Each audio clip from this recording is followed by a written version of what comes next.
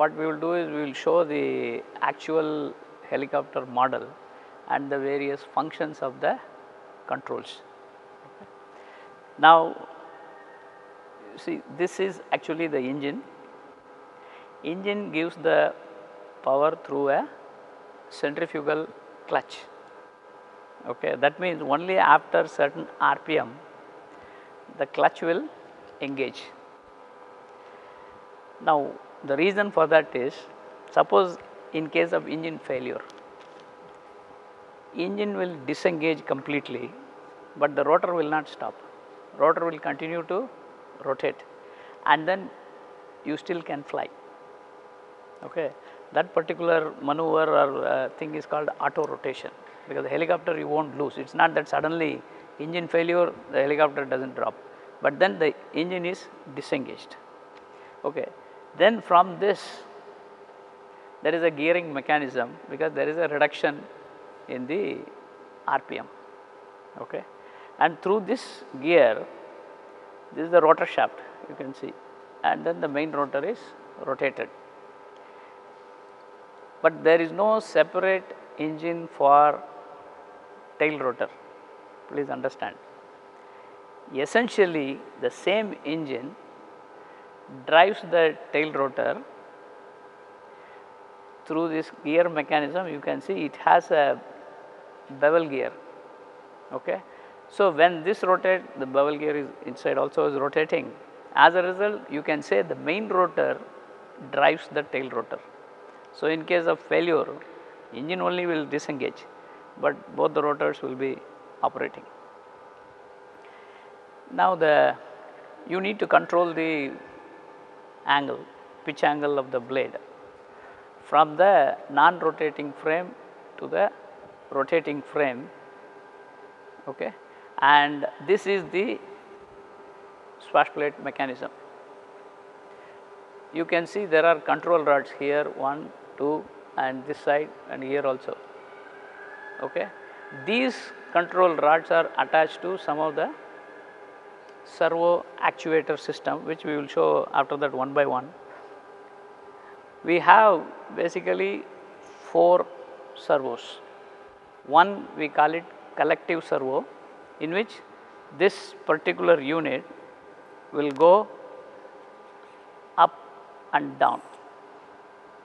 When you make it up, the pitch angle of the blade changes, but it changes irrespective of whether the blade is here or there or any position. The angle is always the same. Okay. This is the collective. Similarly, you can do the longitudinal, I call it longitudinal cyclic, which means this is the tilting of the swash plate about an axis, this side perpendicular to that, and it tilts in the longitudinal plane. But when it tilts, if you see that, as I vary the azimuth of the blade, the pitch angle of the blade will change once in a revolution. Okay. Pitch angle will change once in a revolution. Similarly, bring it to neutral, you have the lateral, and then the 4th control is basically to the tail rotor. He will change the pitch angle. So the tail rotor pitch angle will change if he moves the pedal. So, you now know there are 4 control angles, 3 for main rotor, 1 for the tail rotor in the conventional helicopter system. Conventional means single rotor, single tail. But there are some interesting points here is, let us look at the main rotor blade. Main rotor blade, you see it is attached now here through a bolt. Now, I want you to think what kind of a rotor system is this, because I cannot, this is held, so I cannot do, because this is not that, this is attached to that blade. Okay, it is not a seesaw configuration. This blade is independent of that blade even in flapping motion. There is no hinge here. Okay. This is independent, that is independent. But in the lead lag, because it is a little tight, it cannot move, but sometimes it can go. Okay. And the pitch bearing is right here. Okay. So, by moving the lever, I will say this lever, you basically move up and down. As a result, the pitch angle, you move the collective, you give collective. You see, the lever moves, see here. So, the pitch angle changes, but you see the blade is here, but the control rod is here. The location of the control rod is not straight below the blade. Okay, that is essential, because later you will see the importance of this. Your control rod is at possibly in this case it is 90 degrees. That means when I tilt the swash plate like this, pitch angle here is changing, not when the blade comes in this location. You follow? It's a very, that is why that is called the control rigging. You will learn when we study the dynamics, then you will say what is that control rigging which we are talking about. So, the control rod location, because of the physical geometrical, because there is also certain mathematical thing how the system responds because of a control input, that is very important for flying of the vehicle from the pilot's point of view. And of course, in this system, this is actually you can say pretty much like a real big helicopter. That is why I thought I will bring you here and show you. Almost from the functionality point of view, this helicopter behaves like a real big helicopter in terms of all the controls. But engine, now you see engine throttle is here. Okay, that is also controlled by a servo. But the difference between radio control models and the actual helicopter is here. In the radio unit you may have some lever which you move, throttle will increase. Okay. But in the actual helicopter, rotor RPM is fixed, it does not vary too much, pilot has no control. He has a little control, but for all practical purposes we say the rotor RPM is a fixed quantity. Here what we did was we actually designed a closed loop such that we maintain the rotor RPM to a fixed value. Okay. That fixed value you can vary. Actually we designed a closed loop control system. So, this is the sensor, it is a magnetic pickup, there is a magnetic collar here that will keep rotating, there are tiny magnets. When it crosses, a pulse comes, then we calculate what is the rotor RPM, and from the reference RPM to the actual RPM, then we give a feedback control. And now if you have any questions, I will leave you to ask me, so that I will explain one by one what is being done here, okay, in the helicopter system. But first thing will come is what is this? Okay. This is there only for a two-bladed helicopters. It is called the Bell stabilizer bar. Okay. It is called the stabilizer bar mechanism. What is the use of this mechanism? This also looks like you say there is a small aerofoil type of surface and attached to a long rod, and when this rotates, that is also rotating. And if I move this up or down, see the pitch angle of the blade is also changing. That means the dynamic response of this influence the pitch, but I can give pitch through this also from the swash plate. Please understand, now you see you get pitch input to the blade from two sources. One is from the swash plate which pilot gives, another one from the response of this. Now, this is a stabilizer bar, they call it bell stabilizer bar mechanism. It is always hinged at the center. You see here it is like if I move this, if I bring it down, the other one goes up. This is the teetering, whereas this is not teetering. Please understand, this is not teetering. This particular mechanism is actually used for control purposes. It aids. Suppose if there is a disturbance because of wind, because later when you study aerodynamics, then you will see disturbance means what? Either the wind is stationary, the helicopter moves. So, the relative wind. The moment there is a relative wind, the lift is going to change. Okay. When the lift changes, this will change its orientation, because one side will get more, other side will get less. As a result, this will tilt in a way that it will reduce the disturbance to the main rotor. So, this is essentially a passive control mechanism which is already built into the system. It improves. You may ask, what if I remove it, can I not fly? You can, but it will be more difficult to fly. It aids in a little bit of control. Okay, only for this is there only for two bladed rotor system, not for 3, 4, nothing. Okay. So, please note that this is a little bit different from conventional rest of the helicopter systems. Okay. And then of course, we have put these are all our electrical thing which comes from that place, and then we drive the servo. The electrical pulse we generate from our computer or data acquisition system, and then it is like both uplink, downlink, both are there. Okay. And this is a gyroscope, single axis gyroscope, that is meant for measuring the yaw rate.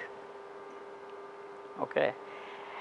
It is highly sensitive to what happens is any disturbance, because even if some side wind, it will start moving, and it is difficult to control the helicopter. Whereas this aids, you immediately sense what is the yaw rate, that gives a feedback through some feedback mechanism, an input to the tail. And there are much more intricate things here, in the sense we have, this is one servo, this is a servo, this is a servo, tail rotor servo is this, which is slightly have a different characteristic. Okay. Because servo means you want to activate some motion, how fast you can activate. Okay. That is very, very important, because you give an input. Suppose it moves very slowly, okay, then that is not good, but if it moves very fast also, you will find it difficult to control. So, there are certain things where you need to know what rate you must give the input, how the vehicle will respond. Everything plays an important role in the selection of each one of the subsystem. Okay. That is very, very essential. That is why in all these things you will find one can learn a lot of practical things, okay, in how you select the servo, and all these control lever length, by changing it you will change the pitch angle also. So, the control rod length is very, very important, because if you elongate one of the rods, you will find that the base angle itself is changed. Okay. But those things are not done. Initially there is something called when the blades are attached, you want to make sure that the pitch angle of both the blades are identical in the neutral position, because you do not know, they may have, one blade may have a slide at a different angle of attack. Okay. So, they do something called a tracking and balancing, you may call it tuning. because there are two things. Any system which is, because this is a lifting surface, it has a mass and mass distribution.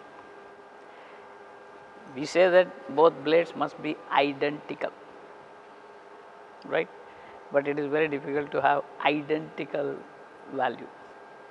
So, there can be a slight change in the mass, because you can never make.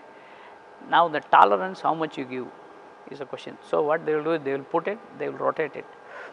One is you measure the mass, physically you can measure it, then you say some few 100 grams difference, then you have to add that. So, they usually have some boxes here, not in this model, but usually they will have some boxes in the blade. What they will do, they will go and add weight. They open the box, put the weight inside, some 200 grams, 300 grams, some small pellets kind of a thing, they put it and lock it. That means you make the blade almost equal mass distribution. See, mass, center of mass, and then mass moment of inertia, all must be equal, then only it is dynamically equal. Okay. Then the next question comes, aerodynamically are they identical? Because that is also equally important. There are two controls they will have. There will be one trailing edge tab in the rotor blade, trailing edge here, not the full thing, somewhere here, and through pitch control mechanism. So, they can adjust here of a blade. Suppose if during rotation, if one blade is going up, means they will actually look at the track the blade, please understand, track. Okay. If the blade is going up, means that means it is at a higher pitch angle. So, they mark the blades, some color code. So, you know which is going up, which is down, then they adjust it. Once it comes to some level, then of course, they use the tab, that aerodynamic tab. Here it is not there, not in this. You can change, it is like slightly changing the camber of the blade, but it is set, locked, that is it. But you can never make the rotor blade track in one plane, please understand. That is the practical difficulty. Theoretically, we assume that yes, all are identical, everything is going around beautiful, but then they give a tolerance, okay, maybe 1 inch, something like that. If it goes up and down, it is okay. Okay. These are real life problems, but when we treat mathematically, we assume that all the blades are identical, all the blades have the same characteristic. So, we say it is a rotor plane of rotation. When I say this is the plane of rotation, you may say, okay, this is the rotor disc plane, okay. But when it flaps up, the blade will go like this, okay, during operation it may go. Then you draw that is again the tip path plane. Now, you understand, you draw a plane, all the blades are going, that is the tip path plane. Now, you change the tip path plane by changing this, that is what we do. If you change you move a longitudinal, give only longitudinal. See, if you give longitudinal, now the pitch angle is changed. You see, when I rotate it, I think I will keep this, you will find the blade will, pitch angle will change once in a revolution. So, the lift force at some region is more than the lift in some other region. As a result, because of that, increased lift, decreased lift, the blade has to go up and down. But this is a dynamics. Now, you see, this is like you have learned basic vibration, spring mass damper system, okay, with the external loading. External loading is actually aerodynamics. Damping also may come from aerodynamics, please understand. Now, you solve that simple equation and you see how the blade will respond to a given variation in the pitch, okay. That is a dynamic equation. That is what you call it, flap dynamics. So, now you know flap dynamics of the rotor blade is very, very important for you to fly, because that is the one which tilts the rotor plane of rotation, you may call it, like this, you can turn anyway. Now, there are several planes, please understand, defined, because you need to have reference coordinate system. One is, you say, hub plane. Hub plane is, this is the hub, that is it. Even if the helicopter tilts, my hub plane is like this, okay, because it is perpendicular to the shaft. You agree? Then you can have tip path plane, which is the blade response thing. Then you can have one more plane which is like swash plate plane, that is, you can call it control plane, because the control plane, it may move like this. So, I am referring everything to that plane, and later we will see there is some no feathering plane, a couple of things. Then you see what will be my reference plane, okay, because each reference plane has certain advantages, but usually for clarity most of the formulations use one reference plane, which is the hub plane, even though it is complicated, because it becomes easy. So, we always use hub plane. So, I am saying later when we, as we go along the course, you will see that what will be my reference axis system, because this is a rotating axis. Please understand, it is rotating and the helicopter is flying. Then what happens? Helicopter can do this. That is a rigid body, like aircraft. Whatever you study aircraft flight mechanics, you study pitch, roll, yaw, and then maneuver, any of these motions. That is as far as the fuselage is concerned. But the blade, that is also rotating. That means when you do all these things, the blade axis of rotation keeps changing. You follow? And then the blade, in addition, this does flapping, pitch angle, everything is changing. So, what reference plane I use for a systematic formulation? Otherwise, it becomes, you will lose track. That is why when you develop the equation of motion, which we will start next week, you will define very clearly, okay, this is my axis system. Okay, so basic dynamics, that is just kinematics and kinetics. This is my axis system, and then this is the rotating axis system. I define my motion of the blade in that system. Okay. So, we will develop it in a very, very systematic way of describing the motion of the blade, because pitch angle is in the rotating frame, please understand. Flap is in the rotating frame. Now, the question is, are you solving the dynamics in the rotating frame, or you are outside? When the rotor is rotating, you do not see any blade, you will only see a disc spinning. So, you see there is a difference between a person who is sitting on this, he is going with the blade. That means he sees that blade, he does not bother about the rest of the blades. How this blade behaves, that is one. That person sits in the rotating coordinate system. Somebody is sitting outside, that is a pilot. Pilot is not in the rotating frame, he is in a fixed frame. Now, what you will see? You will see only a disc spinning. So, for him, how the disc moves, he does not care what each blade does, but there is a relationship between the disc motion and the blade motion. Okay. These are all through certain transformations people do. So, you will find all these complexities, because I am just introducing, because we are here in the analysis of helicopter dynamics, because you will have certain special type of equations themselves, which you do not normally come across in aircraft. Some periodic coefficients, because the time varying coefficient, equations. So, you will find a class of problems are different, and then you need to have the technique to solve those class of problems. Okay.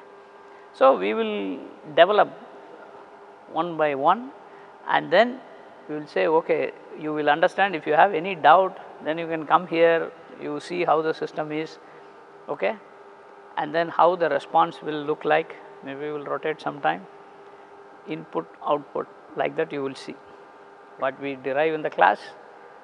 Then you will come and see, oh, this is what is really happening in the actual helicopter. Okay. This is as well as the rotor and the tail rotor.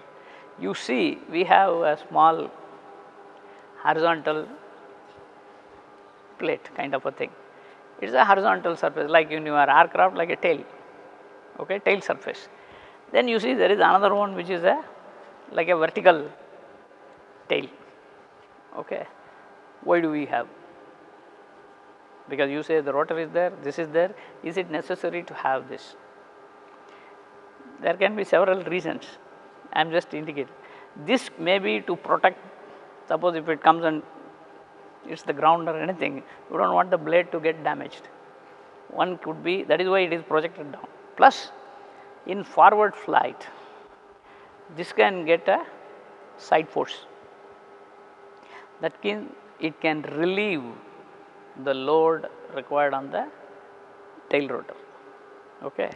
And this is similarly, it can give a lift. That means for pitch moment control you may require, but these are all fixed surfaces, you can't vary them. Now, I will give you something. If you look at, because since I am told you, you look at different configurations of just one main rotor, one tail rotor. If it is a small helicopter, you may find it may not be there, it may be only on one side, okay. And you see, as the size becomes, weight is increasing, you will start seeing these things will be there, or you will find that when ALH, you will have side plate also, end plate. So, you will start seeing suddenly some control surface type thing attached. That is because if you do not have that, you may not be able to fly the helicopter, trim the helicopter. You will learn what trim is. You cannot reach some speed, because if you do not have this surface, moment balance cannot be obtained at some speed. Okay.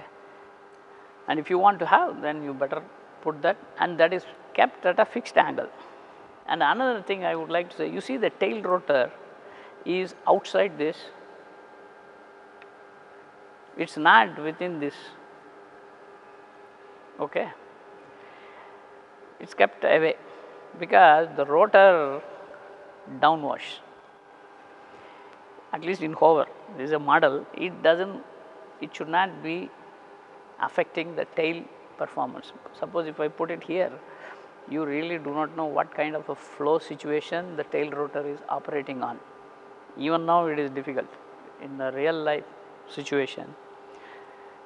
If you look at the literature, you will find very few literally on tail rotors, because everything is companies experience, they will use that, and then whatever they get, they put it, because the study involved is more complex. Because if the main rotor, if it flies forward, if the wake comes and hits, you really do not know what kind of a flow condition it is in. Okay. So, now you see the flow also, because this flow can come and then hit the fuselage, and when you fly forward, there is a drag, okay, on the helicopter. I can put a shroud, around that nicely, because here we opened it up, you can put a nice aerodynamic shape. That is what most of the helicopter fuselages have, a nice shape, but that is for aerodynamic shaping purely. But the rotor is exposed, because that you cannot do much about it, and they give lot of drag. Okay. As you fly at high speed, the drag from the fuselage, when we say, even though we may add the hub as a part of the fuselage, but that is projecting out, and it will have lot of drag force. That is, and these are all the restricting factors, because it is not that I can fly any speed, okay, because drag will increase. As a result, when you see the power which the engine supplies may not be sufficient, and of course, then the rotor blade, various other effects, undesirable effects will start coming up. Okay. All right. Yeah. Any other question? Yeah, feel free to ask anything. Okay. This is the outer sleeve which you see here. Okay. And the inner one, this is this. So, it comes and sits inside, all right.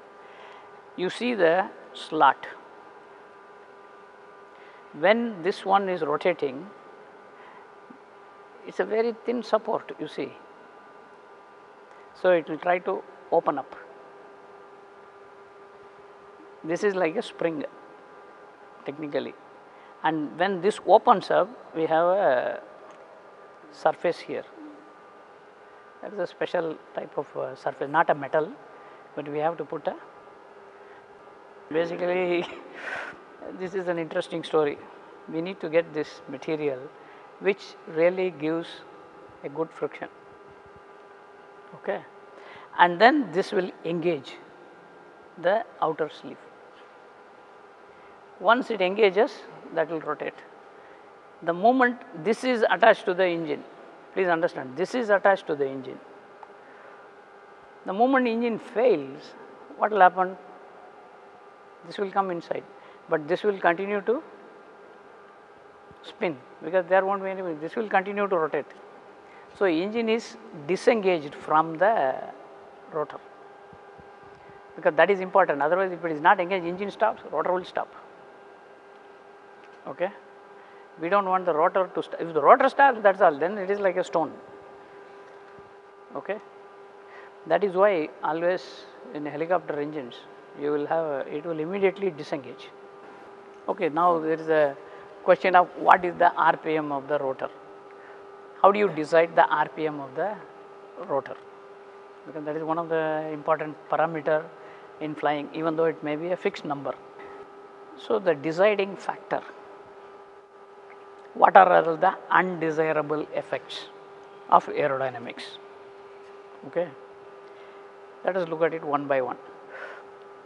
One is the tip speed, because when it rotates, tip is the one which is having the maximum speed, maximum velocity you may call it, but maximum speed. Now, if the tip speed is in the, as you increase the tip speed, you are actually going from subsonic incompressible to subsonic compressible to transonic. Okay. What will happen as you keep going? You look at the drag on the blade, drag. What will happen? Drag will start. After some Mach number, drag will increase. Okay. That is called drag divergence Mach number of an aerofoil. Now, if the drag increases, what is the effect? Your drag on the blade is increasing, therefore, you have to give a higher power to the from the engine. Now, this is in hover, you look at it, hover condition. Now, you fly forward, your RPM is fixed. In the advancing side, which I was mentioning, the relative velocity is actually higher. That means, on the tip, the relative velocity is higher. That means, you will definitely go into the transonic zone. So, you will have increased drag. So, they look at the drag divergence Mach number as a, it does not mean you will not cross, you will cross, that is one. Usually, this is a primary number. Tip speed, please note that, tip speed of a helicopter, main rotor, even tail rotor, that will be almost same. It is around 210, 200 meter per second, which is about 0.6 Mach, okay, in the less than 0.6 in the sea level. And you take any helicopter. Now you look at the Jane Salward various, look at the rotor blade radius, look at the RPM. So RPM is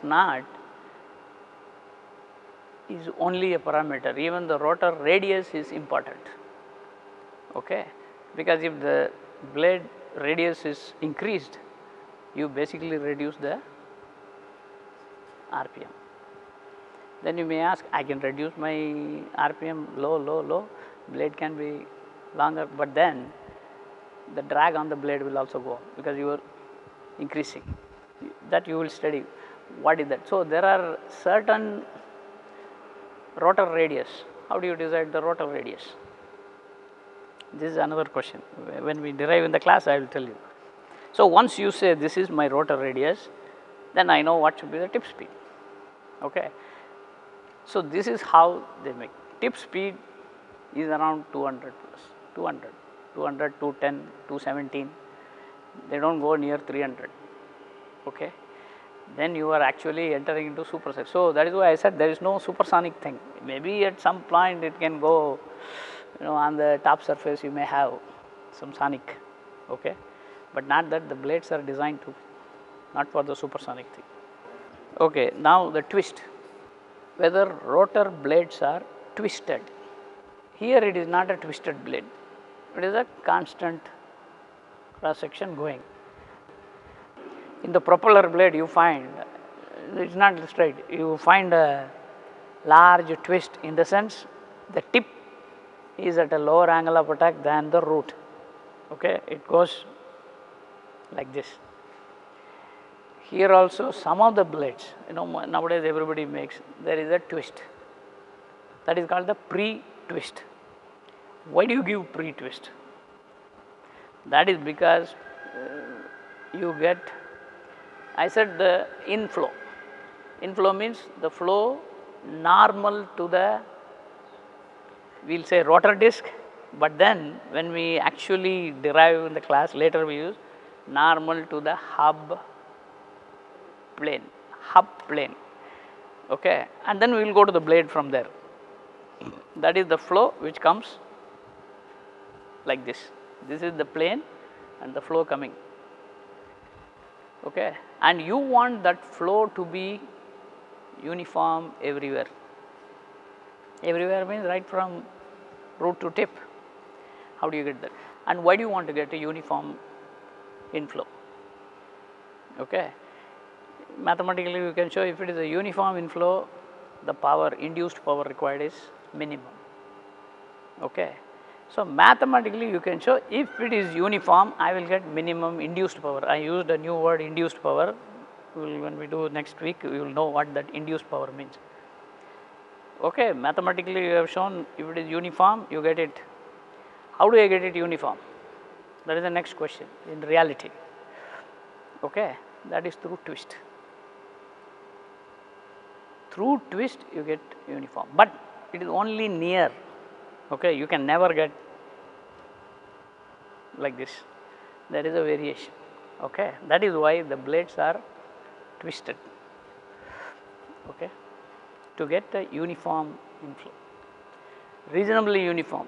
When you do actual calculation, then you will see, oh, you can get only up to this, then you will say, all right, this is enough, okay. How does the stabilizing mechanism work? How does it work means, you say this is a thin aerofoil, very thin surface. When it moves, you get a lift, right. See, one side goes up means the other side goes down, but when it goes up and down, what happens? Pitch angle, it is changing.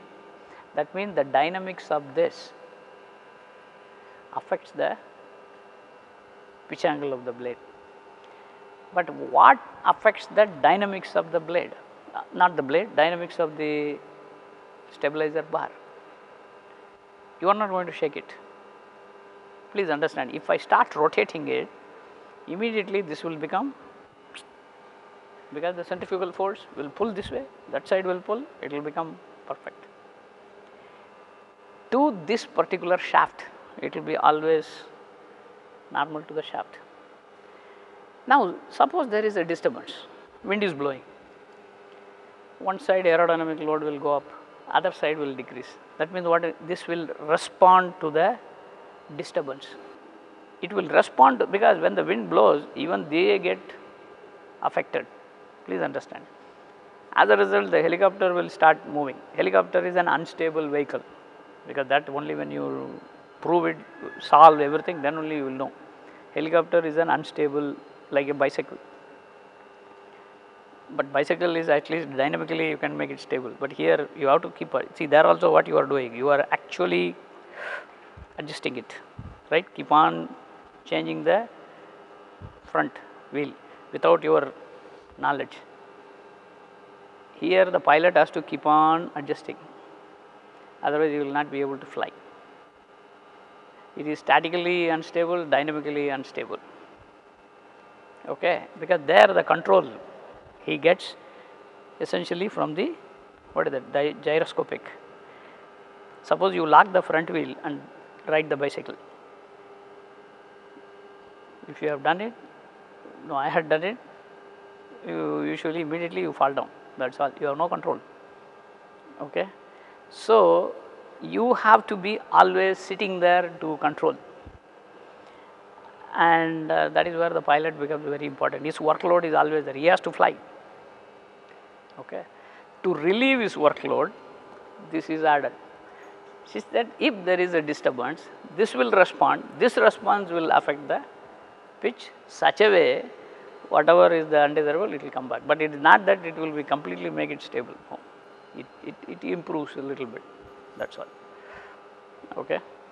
Because the dynamics relating this to that is more complex, because you have to have, because the pitch angle, you have to understand how various pitch is really, the mechanism, how it is implemented.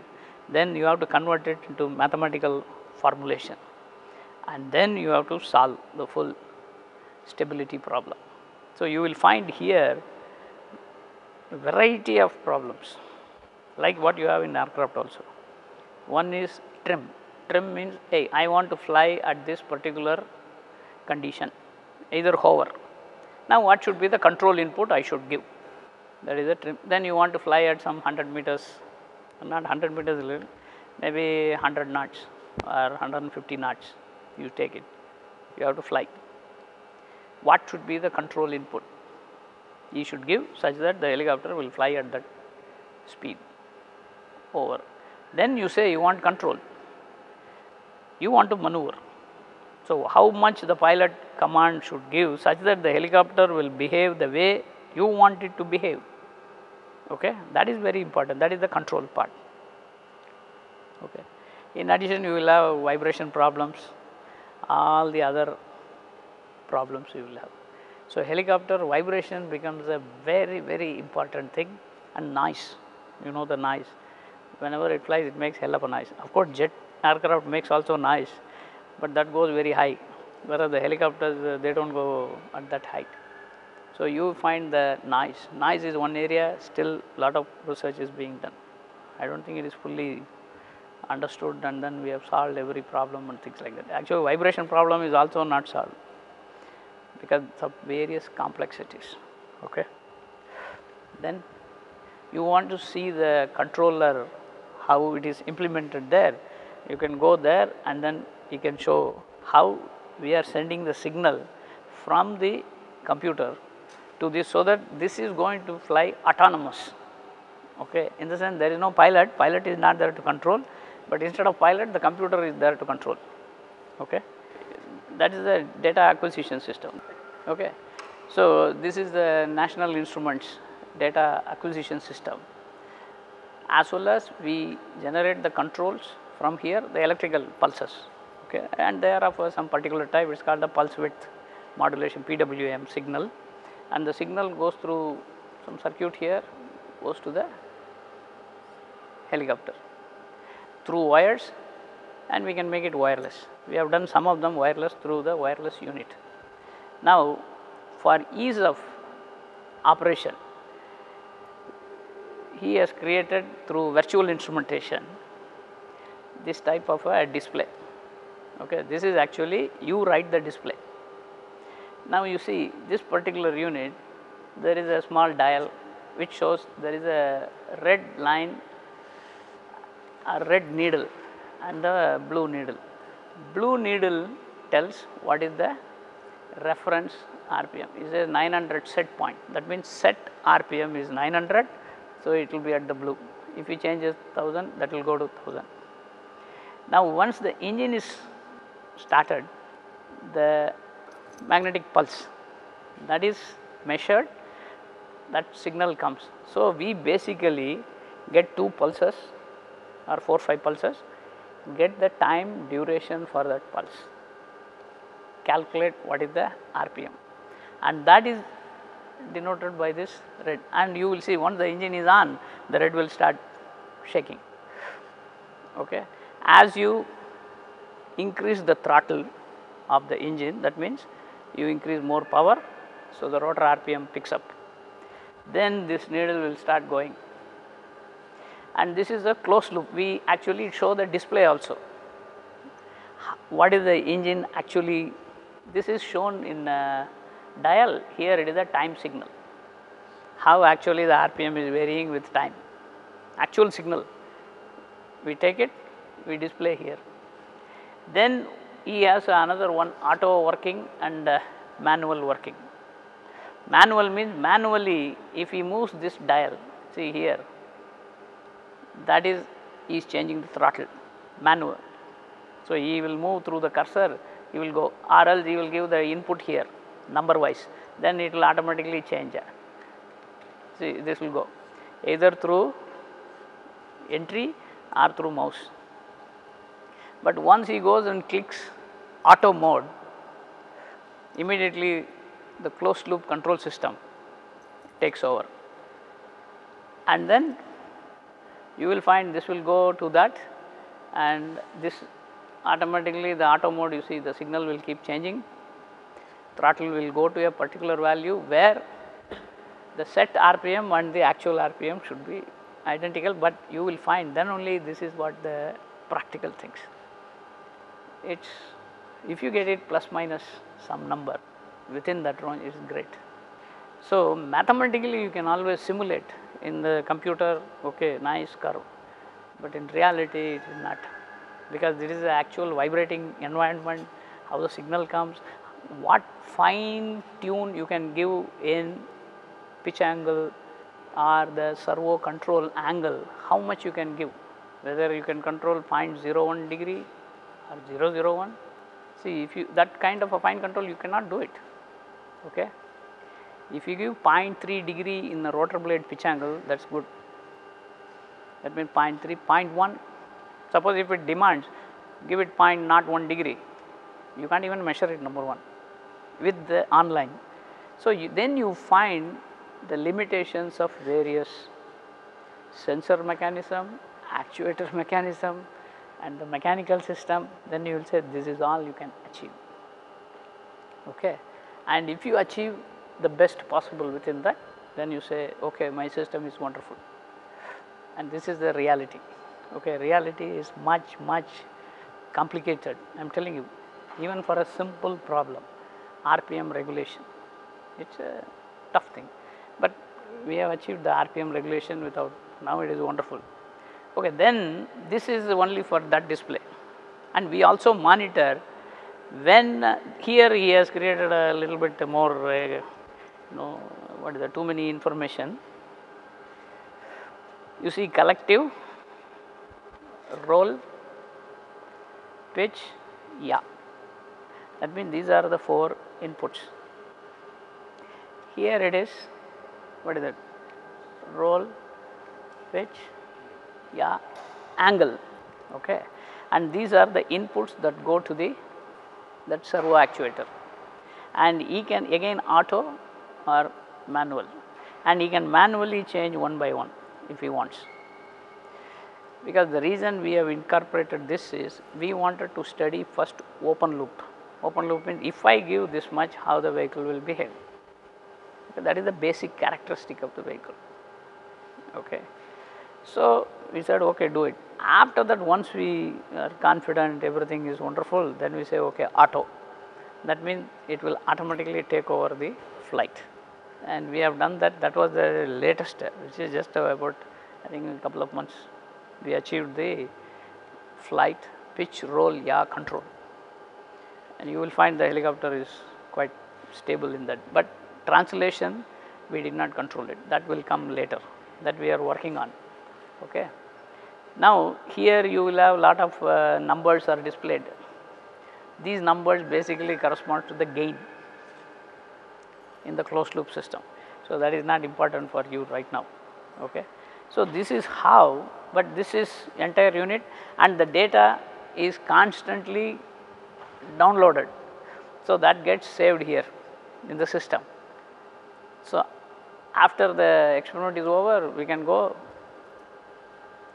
analyze how the vehicle is moving. Even though we keep, and the RPM is also recorded. You will know whether the RPM is kept constant or whether it is fluctuating, what is happening. So, it is like a monitoring the condition of the helicopter. Okay. That is the, and this is through virtual instrumentation. So, it is like actually you will find this is like an instrument, okay, with all the dials, but you can create everything. It is very, very versatile and we can use it, but of course, there are limitations. It is not that it will do everything. There are limitations how much you can display, because if you put too many things, you yourself may not know what is what. Okay. Up to some information you can display, some you have to save it. So, as we progress in the experiment, we know what to display, what to put it back at the background, etc. Okay. You have any questions on this? But if you want, you have to know the cost. Nobody has the cost of the helicopter. Cost of the helicopter is more than 2 lakhs. Okay. One helicopter. And the developed here or no, okay. Now you are asking a different question. See, very simple question. I showed the gear. The gear fails in 10 runs, because you see the gear here. There is a, you can see here there is a gear. That gear is going, the drive shaft is going through that. The tail, drive shaft, and there is a coupler inside. That coupler basically transmits the power from here to the drive shaft, and the coupler fails. So, one day when you are running, suddenly tail stopped. You don't know what happened. Then you go keep looking at it. But this you have to open it up. Then when you open, the coupler was gone. Then we have to make the coupler also. So, the coupler was made. That means you have to make the same drawing, analysis, material selection, everything goes. So, this gear is our gear. Then there is a liner. In the centrifugal clutch, I said there is some material. There is a liner material. That went into quite a bit, because we did not know, while running an experiment, suddenly what was working beautifully. One day my RPM, we have a good control of RPM. Suddenly the RPM started going up and down. We have no clue why it is changing. Because everything is, we thought that maybe the fuel is, see how fuel is getting choked. So, look at that, clean the engine, put everything, you do nothing, RPM. And suddenly one day you keep looking at it. When you go in the evening, when you jog, when you do anything, you keep, that is in your mind always, please remember. Then suddenly I said, hey, open this. Then when you open it, the liner was gone. Okay. The liner was actually wear and tear. And getting the liner material. Finally, now we have everything. See, the problems we faced, and then the solution. Sometimes you don't know why certain things are happening. Okay. That is challenging in one hand when you get the solution. If you don't have a solution, it is still a nightmare. Okay. But once you get it, you will say, oh, this is so trivial. and the trivial things are the ones which make, that is where the experience is. So, we said that these are the critical issues which nobody will tell you. You go through all the problems, and if you make, then people will come to you. If you fly, then we will say, oh, that means these guys have achieved, that means they must have gone through problems. If somebody says, see, 6 component load cell, this one, okay. 6 component means it can give me thrust, which is the lift, side force, forward force, all up, this way, that way, and then 3 moments. It will give me all the loads. So, when I rotate the rotor, I give different pitch input, but I have a calibrated thing, because I have calibrated, he gives a electrical signal to pitch angle, we have a curve, calibrated curve, and we know what pitch angle we give. Then immediately the load, if you increase, we increase the load, and the load cell we collect the data, and then we will know how the data is, what is the variation of pitch with respect to steady state value.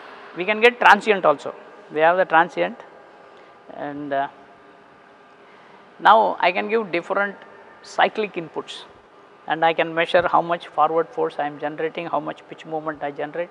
Essentially, I can get controlled derivatives in hover in the test ring. Okay. We did some measurements, preliminary measurements we have done, they were quite successful, but now we want to improve some more tests, and there are some problems which we will address one by one, and then see. This is basically load measurements on the, and when we do the load measurement, the interesting thing is, I do not want in the fuel tank to be part of the helicopter, because if I put the fuel tank as a part, as the fuel goes out, what will happen? CG is shifting. When the CG shifts, I will get a different moment on the load cell. So, what we did was, so but in actual that will be the case. That will be there, but I want to see the characteristic of the rotor. See, I want to know what is the capability of the rotor. So, I kept the fuel tank outside, and then I disconnected the tail rotor, because the tail rotor will give a force. I said I want to isolate. Now, you see, I am only measuring the main rotor force, and I can have a theoretical formulation, then match both, check how good we are, how bad we are in terms of theory experiment. Then I can put the tail rotor later, and I will see how much I generate the side force as well as the yaw. Okay. So, this can, one MTech student has completed the thesis, and now we need to do some more work. This will go on for a long time, because the load measurements, actual load measurements is still, you cannot get anywhere in the outside. If we have our data, then it is very, very valuable data, highly valuable. Everybody will tell you, they will immediately accept a publication also, because practical things always have value. Okay. So, this load test and the load cell, again cost wise, because why we made this tower, this looks, because I want to keep the helicopter at different heights if I want to do. So, I can remove every stage, remove it, and then I can bring down the helicopter and then keep the test in that. That means the ground effect, the effect of ground I can study. Okay. So, this is a very expensive load cell, it is about 17 lakhs. Okay. And then those computers, they are all, both of them, that is more than 27 lakhs. Okay. So, now you know that investment that has gone on in this lab is a substantial investment. Okay. Because in terms of equipments, because otherwise without this you cannot do anything. Now we can do any measurement, anything, any study. I have an interest that you change the tip shape. What is the performance of the blade? Okay, change the tip. That means you manufacture, we manufacture blades. You change, give a different tip shape, study the effect. But these are all not available anywhere. But of course, these are all futuristic, one can do. There is no end to the kind of very advanced research one can do, but of course one has to struggle.